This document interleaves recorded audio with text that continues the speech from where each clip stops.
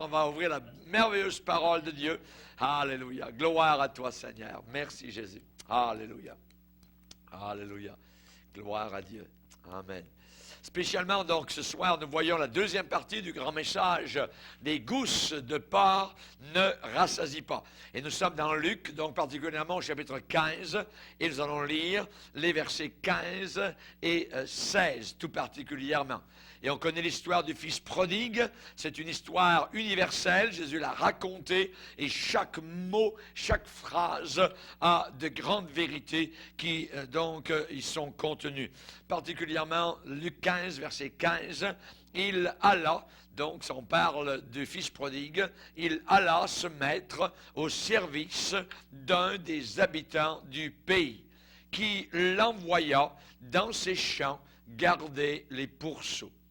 Il aurait bien voulu se rassasier des carouges que mangeaient les pourceaux, mais personne ne lui en donnait. Amen. Seigneur, nous te bénissons pour ta présence. Nous te bénissons pour la puissance de ta parole. Et alors que nous sommes dans ta présence et que tu es là dans ce lieu, là où 2 ou 3 sont réunis, tu viens te révéler à nos cœurs. Tu viens encore, Seigneur, placer ton baume sur nos blessures. Tu es celui qui vient encore dévoiler nos péchés afin que nous puissions croître et grandir, te connaître, Seigneur. Te demandons que si quelqu'un n'a pas encore donné sa vie à Dieu, qu'il puisse le faire, qu'au travers de cette prédication, tu puisses encore toucher beaucoup d'âmes. Te prions pour ceux qui écoutent ce message, qu'ils soient en Amérique, en Europe, en Afrique, dans les îles lointaines. Tu es un Dieu vivant, Seigneur. Et nous prions que ton Saint-Esprit touche chacun des cœurs. Au nom de Jésus, Amen. Et tout le peuple dit Amen. Amen. Gloire à Dieu. Vous pouvez vous asseoir, frères et sœurs. Alléluia. Nous avons vu la première partie, donc, ce matin, de ce message. Les gousses de porc ne rassasient pas. Voyez, les carouges, c'est le mot qui est inscrit dans la Bible. Moi, je parle de gousses de porc, donc les bébelles que les porcs vont chercher pour manger, donc, avec leur groin particulièrement. Et nous avons parlé, donc, du paradis des porcs, qui est véritablement un véritable enfer. Et nous, comme chrétiens, nous voulons dire exactement avec l'apôtre Pierre ce qu'il a déclaré à Jésus. Seigneur, à quel autre irions-nous qu'à toi? C'est toi qui as les paroles de la vie éternelle. Les paroles du Seigneur ont une puissance merveilleuse. Ce ne sont pas des carouges qui ne rassasient pas, mais ce sont des paroles qui remplissent et nourrissent véritablement notre âme intérieure.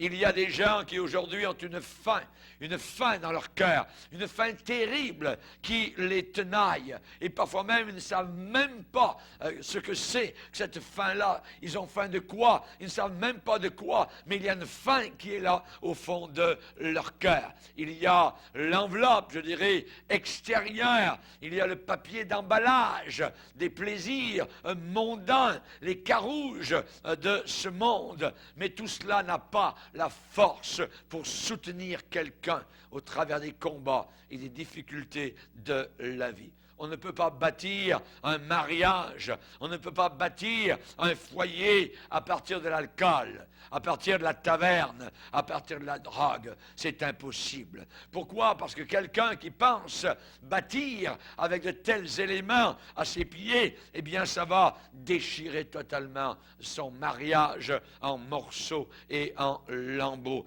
Ça va enlever à la personne ses propres enfants. Ça va même voler sa compagne de vie qui trouve cela totalement insupportable, avec les bouffonneries, avec les singeries, avec les gambades, les cabrioles. Cela devient intolérable pour l'épouse qui est à la maison. Le vice et la vertu ne peuvent pas vivre ensemble.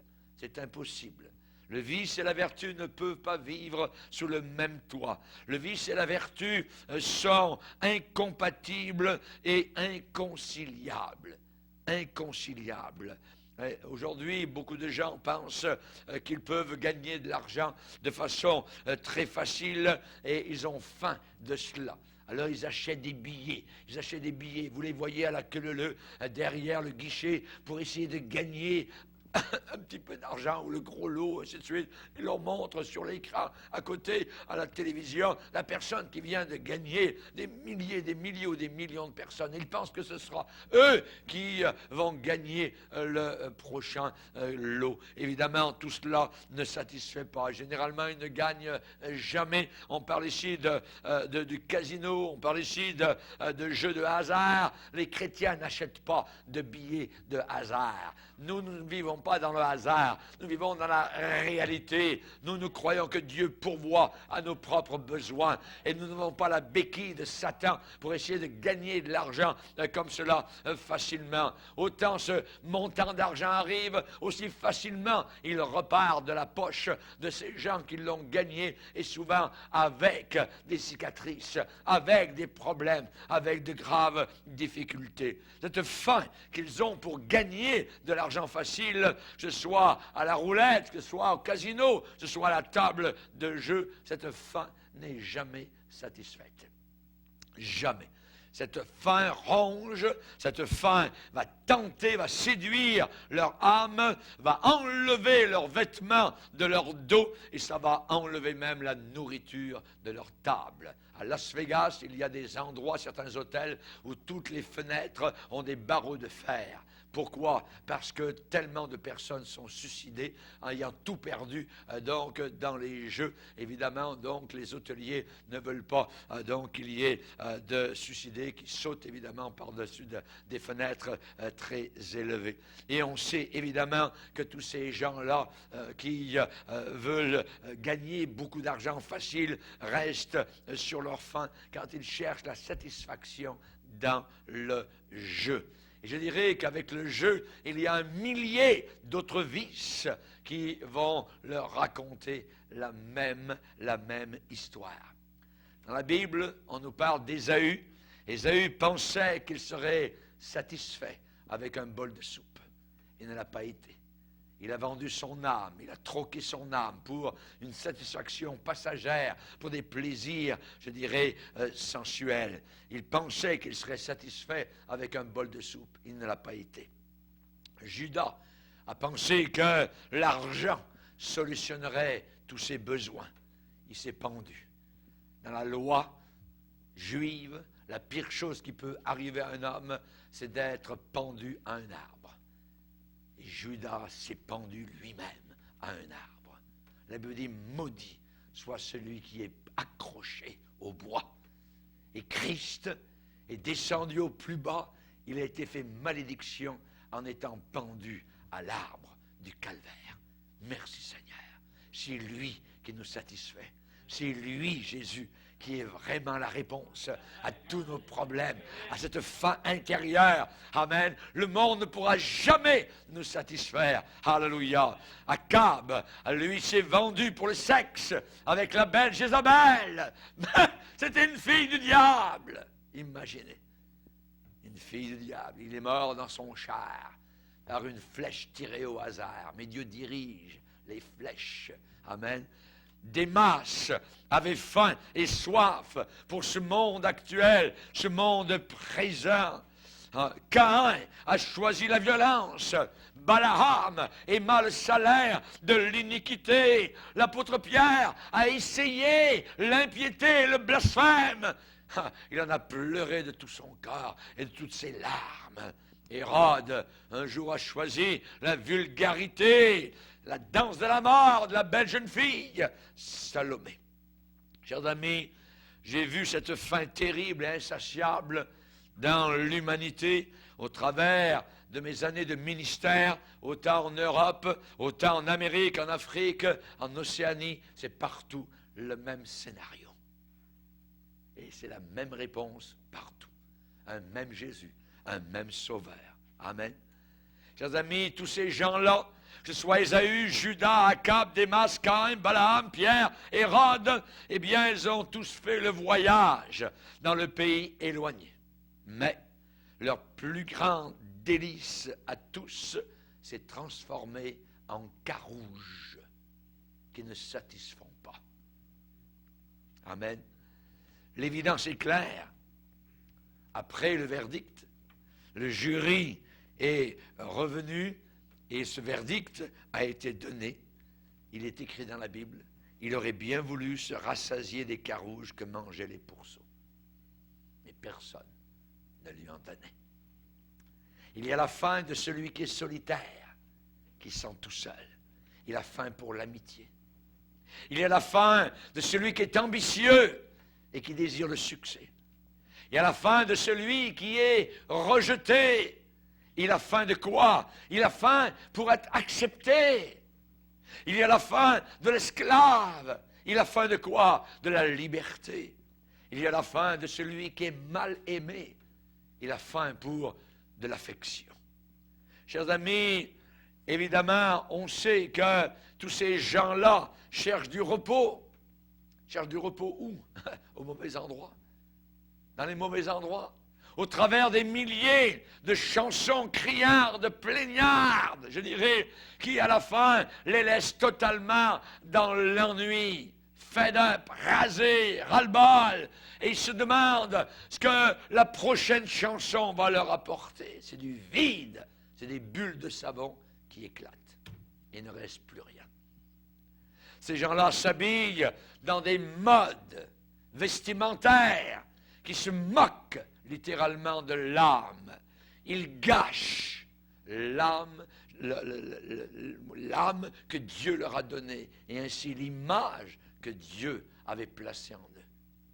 En réalité, quand vous les voyez, ces jeunes qui se baladent avec des jeans tout déchirés, ce ne sont pas les jeans seulement qui sont déchirés, c'est leur âme qui est déchirée totalement. La Bible dit, une grande famine surrevint dans ce pays et il commença à se trouver dans le besoin. Il commença. C'est en train d'arriver, ça va arriver à notre génération. La récréation va être bientôt terminée. Les choses sérieuses vont arriver. Il y a beaucoup de gens qui sont encore dans le besoin et il y a tous ceux qui cachent, qui mettent à l'abri, qui veulent protéger leur petit tas de richesses matérielles comme des écureuils qui amassent des noisettes. Et ils font des tas de réserves, des tas de provisions pour l'hiver froid. Dieu va souffler dessus. C'est un panier percé. Un panier percé. Ils font des pieds et des mains pour avoir des miettes de faveur, je dirais, venant peut-être d'une star.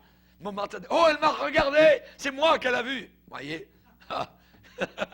la star, dont elle-même, cette star, ses yeux clignotent vers l'opinion publique. Elle veut être acceptée. Il y a ceux qui se cachent, je dirais, dans la noirceur d'un cinéma. Il y a ceux qui nourrissent leur âme affamée avec du fer à croire, du trompe-l'œil, du rêve. Ils essayent d'apaiser leur appétit au club de nuit, au bar, à la plage, à la piste de course, au casino, voyez. Mais cependant, il y a toujours cette faim qui est là, qui persiste, qui est tenace. Et les carouges de ce monde ne peuvent pas les satisfaire. Ils n'y arriveront jamais avec les carouges de porc, avec les gousses de porc. Jésus un jour a rencontré une femme qui l'a admis. Cette femme était divorcée. Elle avait été divorcée 5 fois. Imaginez. Elle avait jeté par-dessus bord toute retenue. Elle vivait maintenant dans le concubinage sans être mariée. Jésus l'a rencontrée au bord d'un puits, lui a dit, tu as eu 5 maris. Tu as été marié 5 fois. Et l'homme avec lequel tu es maintenant n'est pas ton mari. C'est écrit dans le rapport de la Bible. La Samaritaine, même à Paris, sur les bords du fleuve la Seine, vous avez un grand magasin appelé la Samaritaine. Mais les gens ne pensent pas d'où ça vient le mot la Samaritaine. On va aller magasiner à la Samaritaine, voyez. Mais cette Samaritaine a beaucoup à nous apprendre. Dans l'évangile de Jean, alléluia, cette femme cherchait, cette femme avait essayé les gousses de porc de ce monde. Elle avait un désir immense, une faim, une soif intense, qu'aucune quantité de sexualité à l'intérieur du mariage ou à l'extérieur du mariage n'avait pu arriver à la satisfaire. Elle a demandé à Jésus, donne-moi de cette eau, afin que je n'ai plus soif et que je ne vienne plus puiser ici. Jésus venait de lui dire, celui qui boira de l'eau que je lui donnerai n'aura plus jamais soif. Alléluia! Depuis 40 ans, j'ai trouvé la source vive et je n'ai plus soif. Je suis désaltéré, rempli, immergé, comblé. Alléluia! Que Dieu soit glorifié. Personne ne peut être satisfait avec des gousses de porc, que l'on soit élevé en bas du rang social le plus bas, ou que l'on soit élevé à une hauteur élevée d'un rang social. Rien ne peut nous satisfaire.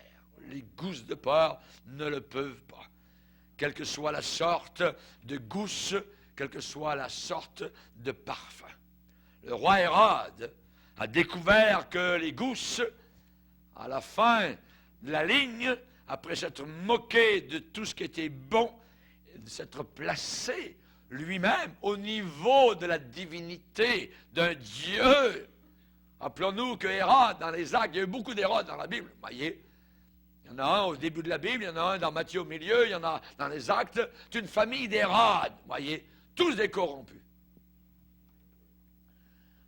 Un gouverneur romain avait dit qu'il valait mieux être un porc que de faire partie de la famille des Hérodes. Pourquoi? Parce que Hérode tuait. Il avait tué sa femme, il avait tué les enfants de sa femme, il avait tué l'autre là-bas. C'était une sorte de Saddam Hussein de l'époque. Et même les Romains à Rome, les Césars disaient, c'est mieux d'être un porc dans la porcherie d'Hérode que de faire partie de la famille d'Hérode. Le roi Hérode venait d'une famille de gens qui cherchaient la popularité. Ce roi Hérode, dans les Actes, où l'on voit sa fin dans Acte 12, il bâtissait toutes sortes de choses, depuis un temple pour les Juifs à Jérusalem, jusqu'au pont politique, jusqu'à Rome. Être bien vu, des rapaces de Rome, des vautours, des buses de Rome, voyez, la puissance de la Rome impériale, afin de soutenir sa publicité personnelle là-bas en Israël. Voyez. Et cet Hérode, eh bien, se glorifiait de son agrandissement personnel, de son estime de lui-même. Il aimait se regarder le nombril. Et il jouissait de sa propre image. Miroir, miroir, dis-moi qui est le plus beau. Voyez. Mais le voyage d'Hérode s'est terminé sans cérémonie ni honneur, sans tambour ni trompette. La Bible dit qu'un jour, il a fait un discours devant une foule, et les gens en bas ont dit, mais c'est pas la voix d'un homme, c'est la voix d'un Dieu. Et à l'instant, l'ange du Seigneur le frappa, et il mourut là, rongé par les vers, nous dit la Bible.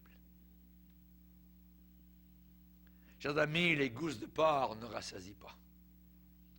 Ça arrive encore de nos jours. Posez-vous la question. Réfléchissez un peu. Où sont les étoiles d'hier? Où sont les stars d'hier? D'il y a 30 ans, d'il y a 40 ans, d'il y a 50 ans, si elles sont encore en vie? Les vers ont rongé leurs souvenirs. On se souvient à peine de leur vie, petite vie très courte. Un jour, ils sont des dieux et des déesses. Le jour suivant, ils sont des fantômes. La Bible dit, oh, Éphraïm se repaît de vent. Éphraïm poursuit le vent d'Orient. Se nourrir de vent. Se nourrir de vent. La fameuse Brigitte Bardot peut avoir été décorée de la Légion d'honneur par un président de France, mais elle mourra avec ses vers si elle ne se repent pas, comme Jézabel. Chers amis, un jour vous êtes populaire, mais vous êtes un problème le jour suivant. Où est passé Michael Jackson? Les Beatles qui ont dit « Nous serons plus grands que Jésus-Christ ». Déjà plusieurs sont en enfer en train de maudire Dieu pour l'éternité. Le prophète Ésaïe se sert d'une autre comparaison. Cette comparaison se trouve dans Ésaïe 44, où il est dit « Il se repaît de cendre, son cœur abusé l'égare, et il ne sauvera point son âme, et ne dit pas, n'est-ce pas du mensonge que j'ai dans ma main. » Ésaïe 44, le verset 20. Dieu seul connaît combien de célébrités d'hier. Dieu seul connaît, je dirais, ceux et celles qui auraient pu être des célébrités. Mais aujourd'hui, ces gens-là, ces femmes-là, ces hommes-là sont en train de finir leur jour. En train de raser peut-être le bord, je dirais, des murs avec des lunettes noires pour qu'on ne les reconnaisse pas. Ces gens-là qui ont été applaudis par les foules d'hier sont en train de finir leur jour en ce moment même dans quelques arrière-cours crasseuses, miteuses, dans quelques ruelles oubliées, vous montrant quelques morceaux de journaux jaunis où l'on parle de eux ou d'elles. Mais ces personnes savent très bien au fond de leur cœur que tout cela est complètement creux et vide. Complètement creux et vide. La Bible dit que les méchants sont comme la mer agitée, qui ne peut pas se calmer, et dont les eaux soulèvent la vase et le limon. Il n'y a pas de paix pour les méchants, dit mon Dieu. Dans Ésaïe 59, verset 8, ils ne connaissent pas le chemin de la paix. Il n'y a pas de justice dans leur voie. Il n'y a pas de jugement, il n'y a pas de discernement dans leurs actions. Ils prennent des sentiers détournés. Détournés. Quiconque marche dans ces sentiers ne connaît pas la paix. Vous réfléchissez et vous remarquez toutes les années qui ont été perdues. Des années perdues. Des années perdues qui prennent leur dû à un moment ou à un autre. Des opportunités, des occasions qui ont été perdues, où les jeunes auraient dû être instruits et disciplinés afin de servir leur génération et de faire du monde dans lequel nous sommes un meilleur endroit à vivre. Ces années ont été gaspillées. Ces années ont été jetées par la fenêtre. Le péché les a convaincus avec son défi. Hey, aie du fun, tant que tu le peux, éclate-toi, un jour tu ne le pourras plus, alors vas-y maintenant, mangeons et buvons, demain tu vas mourir, alors aie du fun maintenant, demain prendra soin de lui-même. Ah, chers amis, t'as mensonge. Maintenant que le lendemain est arrivé, on peut poser la question à cette personne et lui dire, que peux-tu faire maintenant de valable? Qu'as-tu fait de tes capacités? Qu'as-tu fait de tes talents donnés par Dieu, le Dieu du ciel? Qu'as-tu fait de cela? Où est la force de ta jeunesse, avec la personnalité merveilleuse qui t'avait été donnée, qui était unique parmi les milliards d'hommes sur la surface de la terre?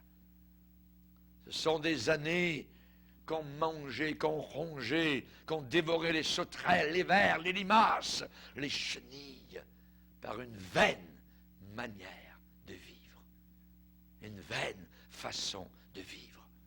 Il n'y a aucun choc qui est plus terrible que le choc de réaliser que vous avez gaspillé des occasions qui ne reviendront plus jamais. Plus jamais. Il n'y a aucune consternation qui est pire que lorsqu'une personne découvre que personne ne la demande plus, personne ne la demande plus, et vous avez été dépassé, et vous avez vous-même dépassé le moment d'opportunité pour quelque chose qui semblait plus facile. Vous savez, le monde des affaires, particulièrement dans le monde, a besoin de quelque chose de plus qu'un buveur fantaisiste. Le monde des affaires a besoin de quelque chose de plus qu'un drogué extravagant, rieur, moqueur. Le gouvernement, pour aller travailler dans les bureaux du gouvernement, eh bien, on demande plus que quelqu'un qui est insouciant, qui se dérobe à ses devoirs. Dans le monde, il y a une compétition âpre, acharnée, très vive. Et on peut dire à ces personnes, ils auraient pu se servir de vous, ils auraient pu vous employer au commencement, au départ, quand vous étiez encore à la maison, à la fin du secondaire, au collège. Il y avait un besoin à cette époque pour votre arrière-plan qui était sain, votre fraîcheur, votre bonne réputation, votre potentiel pour l'avancement, votre jeunesse était merveilleuse. Et qu'avez-vous maintenant à offrir? Le marché aujourd'hui, le marché dans le monde regorge et rempli de ces vies d'occasion. Seconde main. Des vies usées, des vies brûlées, des vies qui ont été passées à poursuivre le plaisir. Le marché regorge de vies blasées par de continuelles fêtes, des pâtés. Voyez, la Bible dit les vrais mots. Une vie de débauche. J'en ai rempli. Le fils prodigue a réalisé, il a compris premièrement à combien se montait sa facture totale. Il a vu qu'il avait tout dépensé. Plus rien dans les poches. Plus rien dans le cœur. Rien du tout. Le vide. Il a commencé à se trouver dans le besoin. Dans le besoin. Avant, il n'avait pas de besoin. Mais soudain, il n'y a plus rien dans les poches. Il n'y a rien. Qu'est-ce qu'on fait? Le fils prodigue a appris à ce moment-là la hauteur de sa chute. De la maison du Père à la maison des porcs. Il a appris la hauteur de sa chute. Il a appris sa véritable bassesse. Et le pire, c'est que des millions de personnes n'apprennent cela que lorsqu'ils se retrouvent dans l'enfer obscur et éternel pour toute l'éternité. L'enfer est en bas. Ils auraient pu être en haut. Chers amis, le fils prodigue a appris sa véritable bassesse le jour où l'un des citoyens de ce pays, où l'un des habitants de ce pays éloigné, l'envoya dans ses champs pour garder les porcs. Tu vas aller garder les porcs. Aujourd'hui, on pourrait dire un bouncer dans un club de nuit. Protéger les porcs entre eux.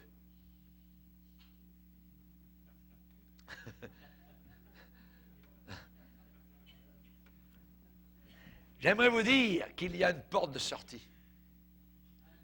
Il y a une porte de sortie.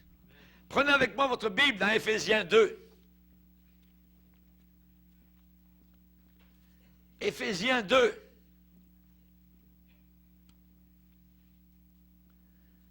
Vous étiez morts. Par quoi? Par vos offenses et par vos péchés dans lesquels vous marchiez autrefois, selon le train de ce monde, selon le prince de la puissance de l'air, Satan, selon l'esprit qui agit maintenant dans les fils de la rébellion. Nous tous aussi, nous étions de leur nombre. Et nous vivions autrefois selon les convoitises de notre groin, notre chair, accomplissant les volontés de la chair et de nos pensées. Et nous étions par nature des enfants de colère, comme les autres. Ce que j'aime dans la Bible, ce sont les 3 points de suspension qu'il y a après. 1, 2, 3. Nous sautons. Mais Dieu, j'ai un message que j'ai intitulé « Mais Dieu ». Je l'ai prêché en Italie, je me rappelle. La foule était en avant après le message. Il y en avait de partout. Tout le monde semblait que toute l'assemblée était venue en avant. Mais Dieu, qui est riche en miséricorde. Alléluia. Mais Dieu, on n'a pas été laissé dans la porcherie. Mais Dieu qui est riche en miséricorde, à cause du grand amour dont il nous a aimés, nous qui étions morts par nos offenses, il nous a rendus à la vie, de la mort à la vie, avec Christ. C'est par grâce que vous êtes sauvés. Merci Seigneur pour ta grâce. Amen. Il nous a ressuscités ensemble, nous a fait asseoir ensemble dans le lieu céleste en Jésus-Christ, afin de, notez bien, montrer, c'est un show, le show de Dieu, afin de montrer dans les siècles à venir l'infinie richesse de sa grâce par sa bonté envers nous en Jésus-Christ. Alléluia. Alléluia. Merci Seigneur. Merci Seigneur. David un jour était roi en Israël, assis sur son trône, et il s'est posé une question, et il s'est dit, reste-t-il encore quelqu'un de la maison de Saül, mon pire ennemi, pour que je lui fasse du bien? Pour que je lui fasse du bien. Et soudain, après des recherches, voilà un homme qui s'avance là-bas au fond du palais, en train de boiter. C'est le seul survivant de la maison ennemie à David. Son grand-père, Saül, voulait tuer David. Et voilà le petit-fils qui s'approche. Il a 21 ans. Il boite, il est perclus des 2 pieds. Le jour de la mort de son grand-père, Saül, sa nourrice l'a pris en vitesse. Il avait 5 ans. Il avait 5 ans. Elle l'a échappé par terre. Et ses pieds ont été comme cassés. Ses chevilles. Puis-je encore faire du bien à la maison de Saül, mon pire ennemi? Et s'approche là-bas, Méphibosheth. Et il se couche par terre. Et on entend à peine sa voix. Sa bouche est sur le sol de marbre du palais royal. Je suis un chien mort. Je suis un chien mort. Il pensait que David allait le tuer. David est descendu de son trône. Alors, il a relevé Méphibosheth. Tu seras pour toujours à ma table. Je veux que tu manges toujours à ma table pendant le reste de ta vie. Et je te rendrai toutes les terres de ton grand-père Saül. Elle ne revient pas. Elle ne revient pas. C'est une musique à ses oreilles, des sons de cloche. Le ciel est en train de chanter. Alléluia. C'est ma vie, c'est la tienne, c'est la nôtre. Alléluia. Merci Seigneur. Merci Seigneur. Il y a une porte de sortie. Mais Dieu qui est riche en bonté, en miséricorde. Alléluia. Merci Seigneur. Dans le ciel, amen, il y a quelqu'un qui offre à chaque être humain une option, même si la personne est tombée très, très, très bas. Personne n'a plus besoin de se vautrer dans le parc à part. Personne n'est obligé d'être rongé, d'être griffé par une faim insatiable. Personne n'est obligé, ni forcé, d'être tourmenté par des emballages dorés de l'enfer, par des thérapies fausses qui ne délivrent jamais. Cette planète n'a jamais été prévue pour devenir un parc à part ou un centre de détention de pénitenciers. Si la personne tourne le dos au Père, si la personne a dissipé tout le bien du Père, si la personne a choisi une vie de débauche, la personne se dirige directement vers la pire des famines Quelle est cette famine? La famine de l'esprit, la famine de l'âme, la famine pour des choses que uniquement Dieu peut accorder. Et c'est ce qui est en train d'arriver actuellement dans ces jours d'apostasie. Dieu avait dit, voici les jours viennent où j'enverrai la famine dans le pays, non pas la disette du pain et la soif de l'eau, mais la faim et la soif d'entendre les paroles de l'Éternel. Alléluia! Alléluia! La faim et la soif. Et combien nous sommes heureux et satisfaits. Alléluia! Combien nous sommes nourris, combien nous sommes désaltérés dans la maison du Seigneur, où sa parole ne nous est pas cachée, ni scellée. Amen. Le Seigneur, alléluia, n'économise pas son pain. Amen. Il nous le donne en abondance. Alléluia, nous sommes bien nourris et nous bénissons le Seigneur. Mais évidemment, la Bible dit, une grande famine survint dans ce pays. Dans le pays éloigné de la maison du Père, une famine grande arrive.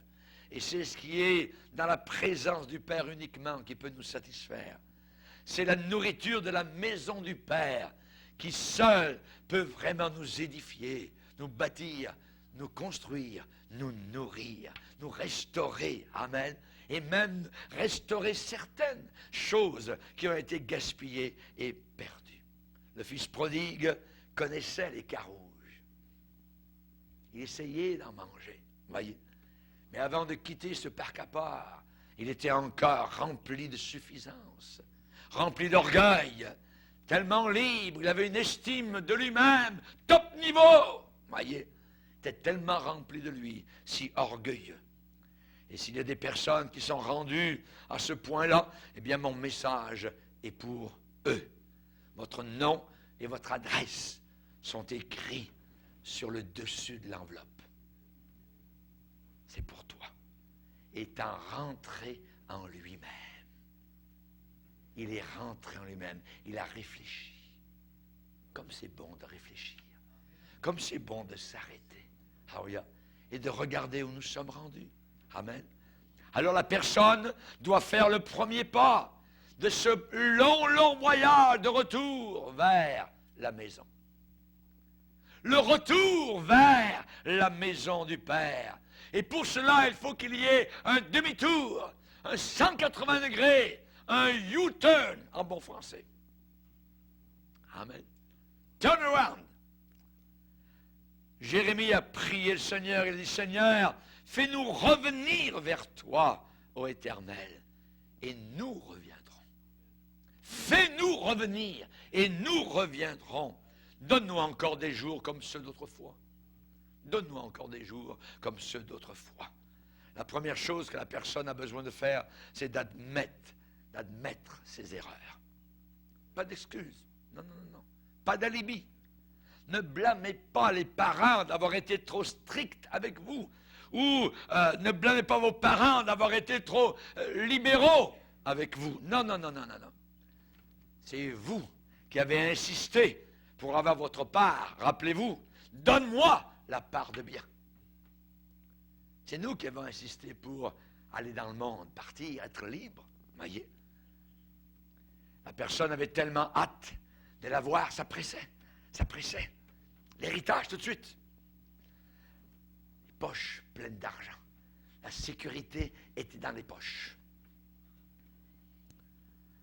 La personne doit placer le blâme, la faute, là où la faute se trouve. C'est le choix personnel. Le choix personnel. Le fils prodigue n'a pas dit, c'est le diable qui m'a fait faire ça. Il y a des gens qui vont en cour de justice, ils ont tué quoi que ce soit, ou des crimes graves. C'est pas moi, monsieur le juge, c'est le diable qui me fait faire ça. Ouais. Policier, mettez-lui une note. Vous voyez, pas le diable. Le diable ne fait rien faire à personne et à quiconque.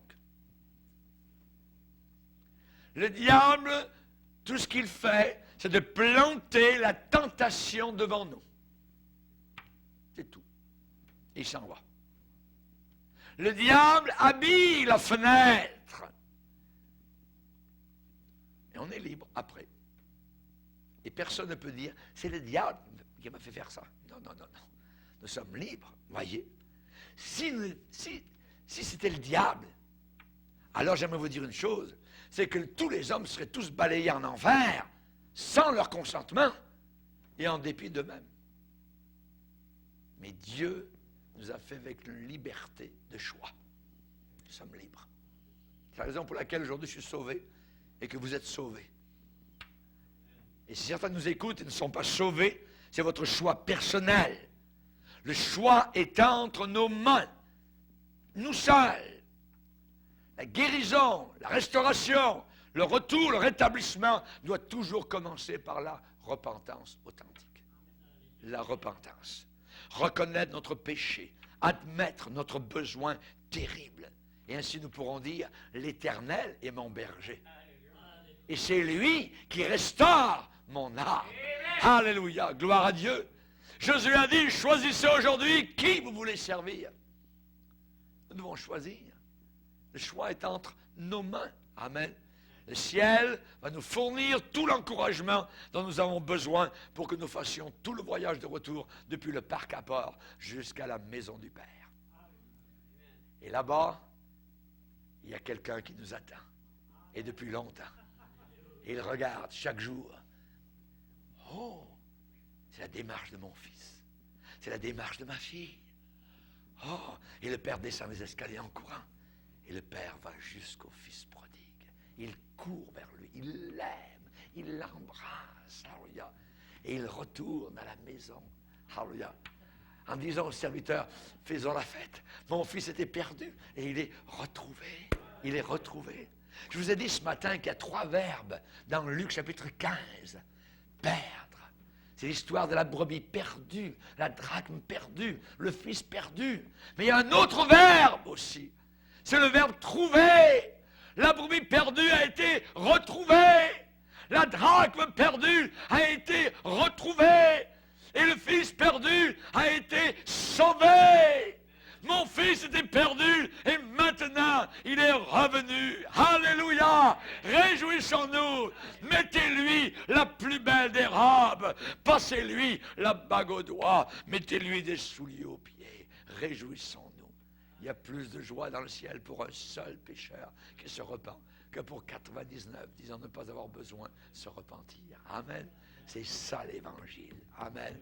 C'est ça l'évangile. Que Dieu soit béni. Alléluia. Seigneur, nous te bénissons. Nous te glorifions pour ta parole. Nous te remercions, Seigneur. Oui, les gousses de porc ne nous ont jamais rassasiés, ne nous ont jamais satisfaits. C'est toi, Seigneur, qui seul nous a satisfaits. Nous avons crié dans le pays éloigné. Ici, je meurs de faim. Je me lèverai, j'irai vers mon Père et je lui dirai, mon Père, j'ai péché. Alléluia. Merci Seigneur. Tu es venu pour sauver des pécheurs. Alléluia. Nous te bénissons et te remercions. Reviens à ton Père, enfant égaré. Dis-lui ta misère, dis-lui j'ai péché. Toujours le Seigneur pardonne à celui qui se repent. Pour toi, l'heure sonne. C'est toi qui l'attends. Seigneur, merci pour ta grâce. Merci pour tant d'amour. Oui, nous étions enfants de colère. Oui, il est vrai que nous étions dans le pays éloigné. Mais Dieu, qui est riche en miséricorde. Alléluia. À cause du grand amour dont tu nous as aimés, Seigneur, tu as crié cet amour du haut du bois de la croix. Père, pardonne-leur, car ils ne savent ce qu'ils font. Seigneur, merci. Merci pour le voyage de retour. Merci pour ceux et celles qui entendent ce message et qui ce soir sont convaincus par le Saint-Esprit de retourner, de revenir à la maison du Père. Merci Seigneur. Au nom de Jésus, Amen et Amen. Alléluia.